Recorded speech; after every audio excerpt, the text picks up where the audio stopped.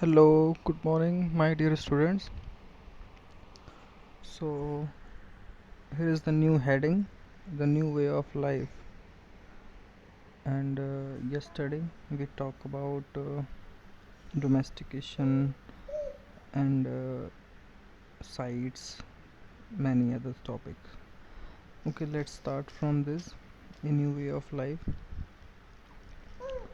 If you plant a seed, you will notice that it takes time, some time to grow. ये आप सब लोग जानते हैं कि जब भी कोई चीज़ बेटा लगाई जाती है, उगाई जाती है खेतों में, तो ग्रो होने में टाइम लेती है. So this may be for several days, weeks, month and some cases years. तो ऐसा कई दिनों में होता है, कई हफ्तों में होता है, कई मंथ्स में होता है और यहाँ तक कि कई सालों में भी होता है, कई केसेस में. When people begin growing plant, it means they had to stay in the same place for a long time. ये चीज़ बहुत इम्पोर्टेंट है. ये चीज़ तो आप लोग समझ सकते हैं कि अगर हमें कोई भी चीज़ उगानी है बहुत टाइम तक, जिसमें कि टाइम लगता है महीनों भर का, साल भर का, तो आपको मालूम है कि आपको एक जगह स्टे रहना पड़ता है. जैसे कि आप एक चीज़ को ऐसे समझ लें, जैसे कि आज के टाइम पे गांव हैं, छोटे छोटे शहर हैं. आप सोच सकते हैं कि बेटा एक गांव कब से रहे होंगे. एक वर्ड आता है कि वहाँ पे आपको स्टे रहना पड़ेगा और वहीं पे आपको ग्रोथ करनी होगी. धीरे धीरे इसी कंसेप्ट से बेटा जो विलेज हैं आपके बनने लगे थे और विलेज में लोग इस तरह से रहने लगे थे. Looking after the plants, watering, weeding, driving away animals and birds till the green Ripon. जब तक कि अनाज आपका पक नहीं जाता बेटा, पक जाना ठीक, तब तक आपको वहाँ से जानवरों को भी भगाना है, बर्ड्स को भगाना है, आपको उनकी देखभाल करनी है, पानी देना है, उनको हर तरह से देखभाल करनी है. And then the grain had to use carefully. उसके बाद ही तो बेटा ग्रेन्स यूज़ होते हैं सारे अच्छे तरीके से. तो यहीं से वो कंसेप्ट आए हैं गांव वाले, कि गांव कहाँ से बनना स्टार्ट हुआ होगा, गांव कहाँ से आया होगा. ये सब कंसेप्ट वहीं से बनना स्टार्ट हुआ है. ठीक है. अगर आप आगे देखेंगे तो जिसमें से बात की गई है कि जैसे ग्रेन को यूज़ किया इन्होंने, इस तरह से रखा, तो वो इकट्ठा करके कहाँ रखते होंगे जैसे आज आप रखते हैं. As grain had to store for both food and seed. भाई इसलिए भी इकट्ठा करना है कि ताकि हमें अनाज दाना नेक्स्ट टाइम के लिए मिल सके, और खाने के लिए तो हम इन चीज़ों को स्टोर कर ही रहे हैं. तो लोगों को सोचना पड़ता है कि वो कहाँ पे स्टोर रखें. तो कई एरियाज़ में उन्होंने बड़े बड़े लार्ज क्ले प्लॉट मतलब बेटा क्ले होती है चिकनी मिट्टी, चिकनी मिट्टी ठीक. तो उसके बड़े बड़े पॉट बनाए, वो बास्केट, बड़ी बड़ी बास्केट्स को उन्होंने बुनाई की और डग पिट्स इनटू द ग्राउंड, और उनको गड्ढा करके उसके ज़मीन के नीचे उसी शेप में बना के रखने की उन्होंने ऐसी हैबिट बनाई. तो ये उस टाइम के बीज को सेव रखने का, अपने अनाज को सेव रखने का एक तरीका होता था. अब आती है कहानी स्टोरिंग एनिमल्स कि अब देखो, वैसे तो एनिमल को स्टोर करने का वर्ड मतलब नहीं है, बट इसको पहले से ही सिंगल कॉमा में इसको शो किया हुआ है. स्टोरिंग से सेंस सिर्फ एक चीज़ से आता है कि आपके पास एनिमल्स हैं तो आप उनको कैसे बचा कर रख रहे हैं. जैसे आप दाना अनाज को रख रहे हैं. Animals multiply naturally. इस वर्ड का मतलब आप ऐसे समझ लें कि बेटा एनिमल्स मल्टीप्लाई, यहाँ मल्टीप्लाई से मतलब है कि उनका पॉपुलेशन बढ़ना, नंबर्स बढ़ना. क्योंकि सबसे बड़ी बात ये है, नेचुरली आप भी देखते हैं कि नेचुरली फॉर्म में ही जानवर जो है एक बढ़ते चले जाते हैं. भाई जितने जानवर आप बढ़ाते जाएंगे उतने ही बढ़ते जाएंगे, कोई मारेगा नहीं तो बढ़ते जाएंगे. Besides, if they are looked after carefully, they provide milk, which is an important source of food, meat whenever required. अच्छा, अगर आप उसको देखभाल करके अच्छे से रखेंगे तो वो आपको दूध भी देंगे, इस तरह कैटल्स, और जो कि इम्पोर्टेंट सोर्स है फूड का, और मीट भी मिलेगा जब की ज़रूरत होती है. In other words, animal that are reared can be a store of food. जिनको हम चरा सकते हैं, घास खिला सकते हैं, तो उनको हम as a store of food की तरह यूज़ कर सकते हैं. क्योंकि एनिमल से भी तो हमें बेटा मिल्क प्रोडक्ट्स सारे मिल ही रहे हैं, मीट वगैरह भी मिल रहा है. तो इस तरह से जानवरों को भी रखा जाने लगा. आप कई बार देखते होंगे लोग बकरियों को और उन सबको संभाल के रखते हैं, भेड़ों को इस तरह से। तो ये वही वाली बात है। अब फर्स्ट फार्मर्स के बारे में और हर्डर्स के बारे में हमें कब पता चला, ये उसकी कहानी है। ठीक, तो बात आ रही है कि प्रेजेंट डे नॉर्थ वेस्ट में, कश्मीर में और साउथ इंडिया में ऐसी चीज़ें बहुत सारी पाई गई हैं। आप मतलब सोच के देखिए कि कश्मीर में तो बेटा ऊपर नॉर्थ में कोल्ड है नॉर्थ की तरफ, और नीचे तमिलनाडु जो साउथ में है, वहाँ पे फार साउथ में इस तरह की जगह है। तो आगे जो चीज़ें और हैं वो क्या बताएंगे जरा आप देखें तो, ये जो साइट्स हैं were settlements of farmer and herders, जो कश्मीर की और वहाँ साउथ इंडिया की बात की है ना उन्होंने, ये वही साइट्स हैं। साइट्स मतलब जगह हैं जहाँ सेटलमेंट, सेटलमेंट का मतलब है जहाँ लोग ठहरने लगे हैं, स्थान बन गया बेटा उनका, उन लोगों का। और ये जगह थी फार्मर्स की और हर्डर्स की। साइंटिस्ट ने स्टडी किया है, एविडेंस मिले हैं प्लांट्स और एनिमल्स की हड्डियों के, और बताया कि यहाँ पे किसी टाइम पे इस तरह से हर्डर्स और फार्मर्स रहे थे। One of the most exciting finds include remains of burn grain. अब जैसे आप बात करें कि जो रिमेन्स हैं, हड्डियाँ बच गई हैं कुछ इस तरह से, या जले हुए दाने मिले हैं अनाज के, और ये ना एक्सीडेंटली हुआ होगा,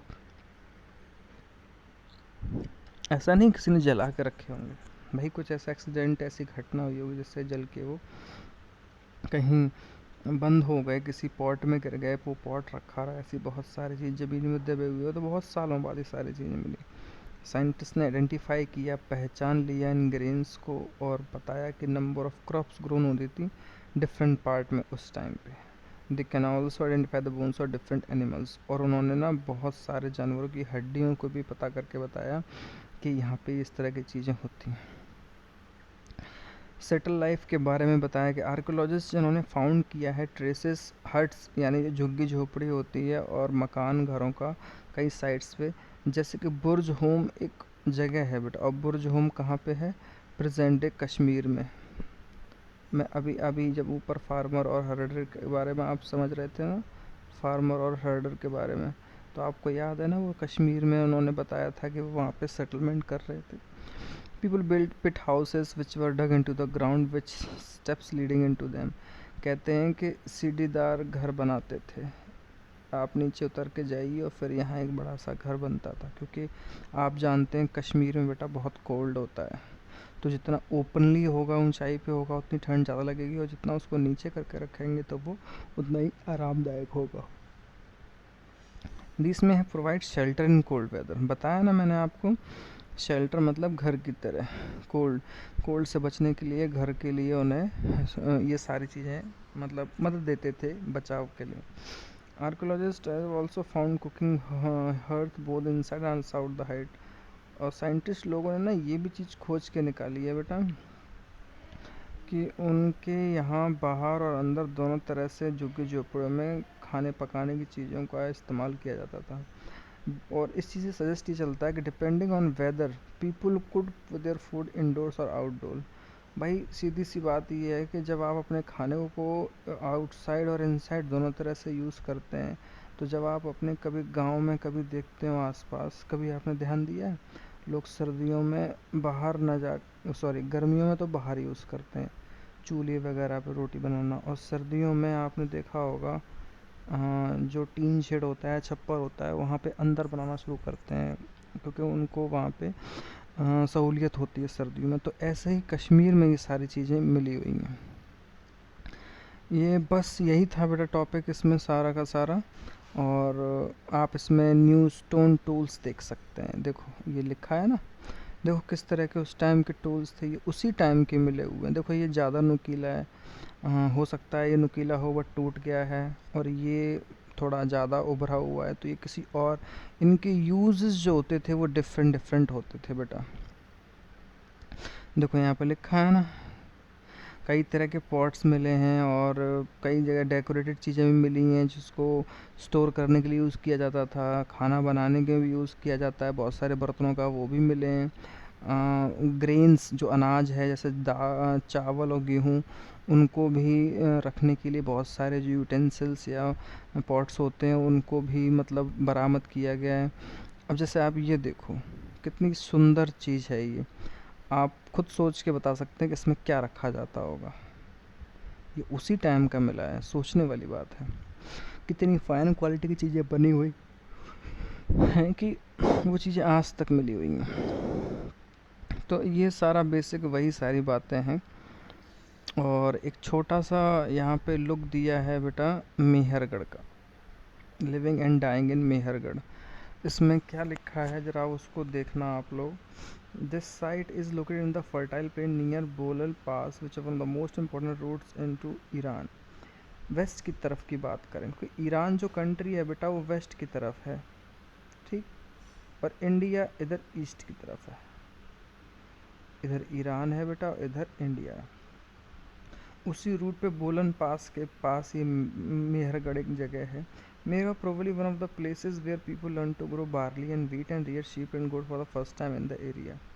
ये बड़ा इंपॉर्टेंट पॉइंट है कि मेहरगढ़ वो जगह है जहाँ लोगों ने सबसे पहले सीखा जौ को और गेहूँ को उगाना और भेड़ों को चराना, गोट को चराना, first time in this area. इस एरिया में कहाँ पे? मेहरगढ़ में, ध्यान रखना आप लोग। At this time many animals bones were found, बहुत सारी हड्डियाँ मिली हैं, और जिसमें कि डियर भी है, शीप और गोट की भी फाउंड हुई हैं। और ये आप देखो कुछ चीज़ें मैं आपको दिखाता हूँ। एक घर है बेटा मेहरगढ़ में, और आप देख सकते हैं घर को बड़े तरीके से बनाए, ऊपर का साइन है, कुछ 4 हिस्से हैं घर के, और अलग चीज़ें दिखाई हैं, कुछ स्टोर यहाँ कर रखा है, और इस कमरे के 2 हिस्से में यहाँ कुछ स्टोर कर रखा है, ये अलग अलग है। तो मतलब चीज़ें देखिए कि उस टाइम, और ये चीज़ें पता है आज भी मिली हैं, तब हमने जाना है कि लाइफस्टाइल मेहरगढ़ में कुछ इस तरह का रहा होगा। और अदर जो चीज़ें मिली हैं जिसमें कि रेक्टेंगल और स्क्वायर टाइप के घर हैं। रेक्टेंगल स्क्वायर आप जानते ही हैं बेटा क्या चीज़ होती है, इस तरह के घर उसी साइज़ में। और कंपार्टमेंट हैं जिसमें कुछ स्टोरेज के लिए यूज़ किया जाता था, मैंने बताया ना आपको, ये स्टोरेज करने के लिए यूज़ हुआ है, ये बोरा रखा हुआ है। तो यही सारी चीज़, जब लोग मरते थे या उनके रिश्तेदार मरते थे तो वो उनके रिस्पेक्ट करते थे, और उनके साथ बहुत सारी चीज़ें दफनाया करते थे। अब देखो जैसे ये सारी चीज़ें हैं, ये मेहरगढ़ से एक कब्र मिली है, इसमें कुछ इंसान के भी हड्डियां हैं और कुछ जानवरों की भी हड्डियां हैं। तो कहने का मतलब है शायद इसलिए दफनाया गया है कि उस टाइम जो भेड़ बकरियां वो जो प्यारी होती थी या उनके रस्म रिवाज होते थे तो उनको साथ ही साथ दफनाया जाता था इंसान के। ये मतलब छोटी छोटी चीज़ें हैं। ये चैप्टर का एंड है बेटा, बस इसमें और कुछ नहीं है। उन्हें लगता था कि उनका बिलीव था कि कुछ है ऐसा जो लाइफ के बाद होगा, डेथ के बाद, तो जब उनको हम दफना देते हैं तो एक ऐसा अरेंजमेंट उस टाइम भी होता था। सेवरल ब्यूरल साइट्स वह have been found at Mehrgarh, और मेहरगढ़ में ऐसी बहुत सारी कब्र मिली हैं बेटा। तो हमें पता चलता है कि डेड पीपल्स को भेड़ बकरियों के साथ उस समय दफनाया जाता था। मतलब सिंपल सी बात है, इसका मतलब ये होता था कि वो ऐसा मतलब उनकी मान्यता थी कि उनको इस तरह का भोजन दूसरी दुनिया में, अगर उन्हें विश्वास है कि नया जन्म मिलेगा तो ये चीज़ें उनके साथ दोबारा हों, ऐसा उनको ट्रीट किया जाता था बेटा। केव पेंटिंग्स फ्रांस के बारे में एल्सवेयर आपके टॉपिक में नहीं होता है, बस इसमें ये समझाने की कोशिश होती है कि एक तरफ जब ये हो रहा था इंडिया में तो फ्रांस में उसी टाइम में कुछ चीज़ें और हो रही, और इससे कोई ऐसा ख़ास नहीं है कि आपको पढ़ना ही पढ़ना है, आप सिर्फ उसको रीडिंग कर सकते हैं। देखो वहाँ भी केव पेंटिंग्स मिली हुई हैं बहुत सारी, जैसे हमारे यहाँ मिली हैं। क्या आप सोच के बता सकते हैं देखो किस किस तरह के जानवरों की पेंटिंग बनाई है, वो भी कलरफुल, फ्रांस में, जैसे हमारे यहाँ बनी थी। यही है सिंपल से। और यहाँ निलोथिक साइट के बारे में बताया, टर्की बाद में आपको बताएंगे, टर्की, सीरिया और रेड सी, ये सब इतना इम्पोर्टेंट नहीं है, जो इम्पोर्टेंट था वो आपने पढ़ा है। अब जैसे ये कंप्लीट सेंटेंस है बेटा, इसको तो आप अपनी बुक में करिए, ठीक, जो होमवर्क है आपका इसको तो आप बुक में करेंगे, और जो ये क्वेश्चन आंसर्स हैं ये मैं आपको भेज दूँगा, ठीक है। ये जितने भी क्वेश्चन आंसर्स हैं ये हम आपको भेज देंगे, ठीक है। और ये चैप्टर बेटा आपका फिनिश हो रहा है, दी एंड है। बहुत अच्छा लग रहा है कि आपने आई थिंक 2 और 3 चैप्टर कंप्लीट कर लिए हैं। जो नेक्स्ट डे आपका आएगा फ्राइडे, तो हम टेस्ट ले सकते हैं आपका, तो मैं आपको इसकी खबर कर दूंगा। Okay class, thank you, have a nice day.